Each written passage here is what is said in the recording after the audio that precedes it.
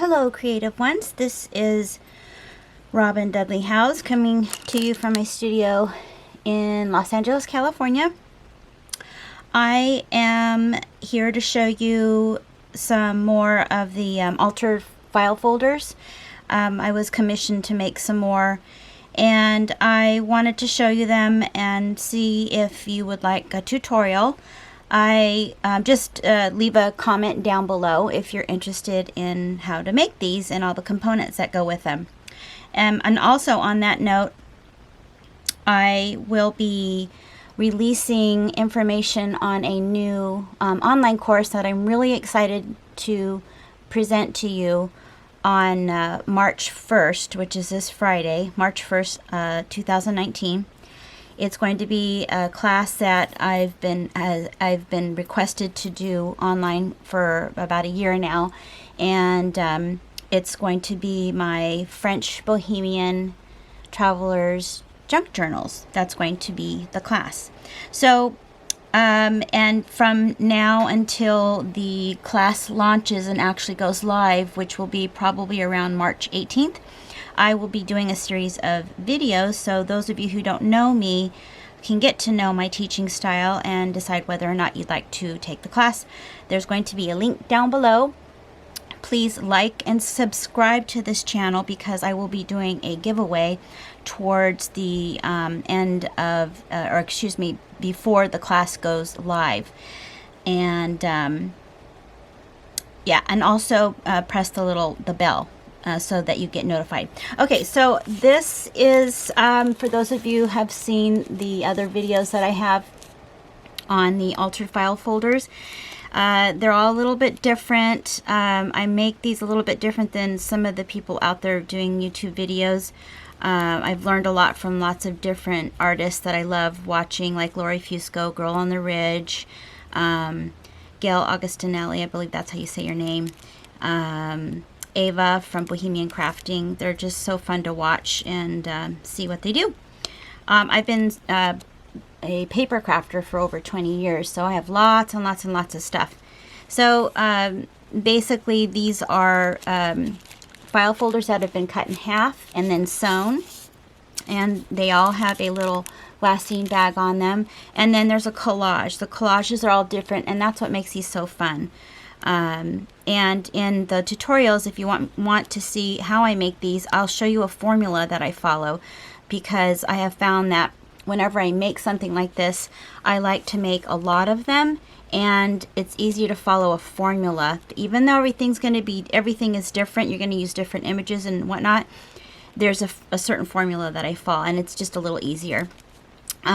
Old doilies that have been cut up, sewn, sari silk, and then stamped images on vintage text. I like to use lots of old ephemera for these pieces and throwing in a few newer things, but there's one.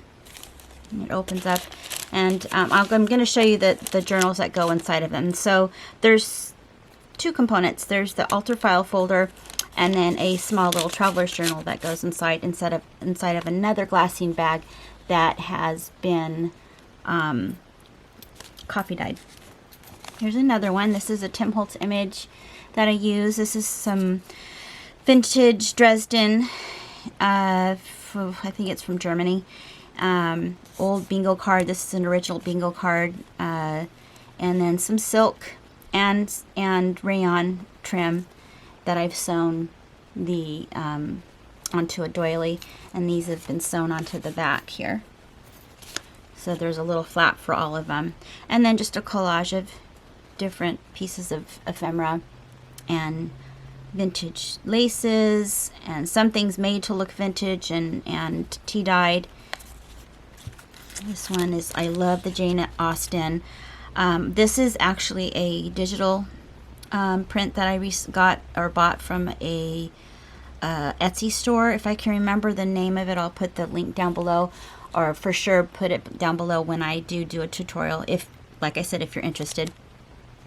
Little doily underneath, again, more cut doily.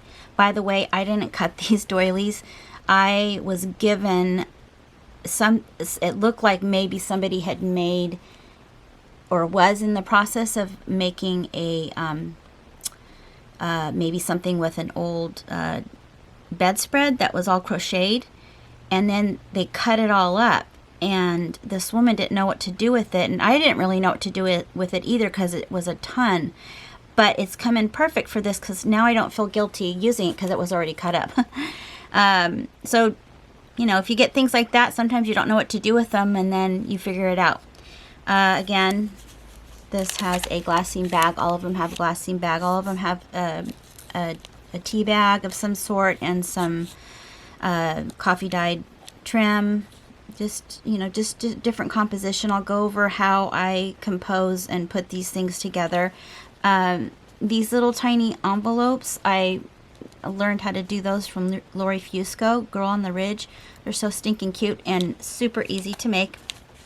They're one of those things that you can just do while you're watching TV and mindlessly put them together and then have them ready for, you know, things like this. Old yo-yos, those were used to make quilts. I have a bunch of those that I used on some of these things. More old text from old books, and again, a flap. This is a stamped image on some very, very old text as well. Buttons, old buttons. I like using mother of pearl buttons. I'm always scouring the flea markets for them. And then these are the little booklets that go inside. They're just little traveler's junk journals. I made them pretty simple. The outside's a little bit more, you know, decorated. And all of them have these handmade paper clips that I love making, and I'll show you how to do those, like I said, if you're interested, and how I patina the paper clips themselves. This is old book page from a French book, and then a collage, and then all of them are the same. I'm not going to really open them all, but they're pretty much the same. I put, like I said, I kept these pretty simple so that they can actually be used to write in. I did add a few handmade tags or hand colored tags inside of them, and again, these are also a file folder, and I'll show you how to do those. Then they all have a Big's die cut that I did for each one of them, so you can write on those. It says Safe Passage Journey. And just real simple, plain, you know, areas for you to write in, draw in, paint in. Little project cards, old book pages, graph paper, tea dyed, stained, and coffee stained. Some more tags with stamped images. This is some watercolor paper that can be used to paint on. And little pockets from coffee stained graph paper. And this flips out. That. Yeah, and these are just handy to put in your bag or satchel and bring them with you whenever you know, go somewhere, so that it's not too bulky. All of them have the handmade stamped on the back here with my name on them, and they fit inside a coffee dyed bag, and then that fits inside of here. It's pretty snug, but they do fit just like that, and then there you go. And it's really solid, it feels really good, and like I said, it's just super fun to have at your fingertips, so that you can, you know, journal if you want to, or paint or draw. Here's another one. Rub-ons, again, old text from a book, a page from a book, and the paper clips, and they all have pretty similar pages inside.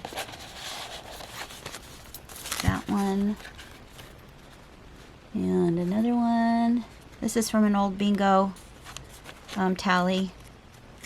Like I said, I do really try to use all old, unusual papers that you wouldn't be able to find otherwise. And this is the last one. So just put your put a comment below if you're interested in me doing a tutorial. I will be doing a craft with me series before my online class goes live. And there's going to be lots of bonuses and things I really can't teach in my in-person classes because it would make the class for days. So that's the nice thing about online classes. I get to teach a lot more in the online classes. All right, thank you for watching. Please click the link below for information on the class that's coming up, and also you'll get a little bonus for signing up if you sign up before March 18th. And I will talk to you later.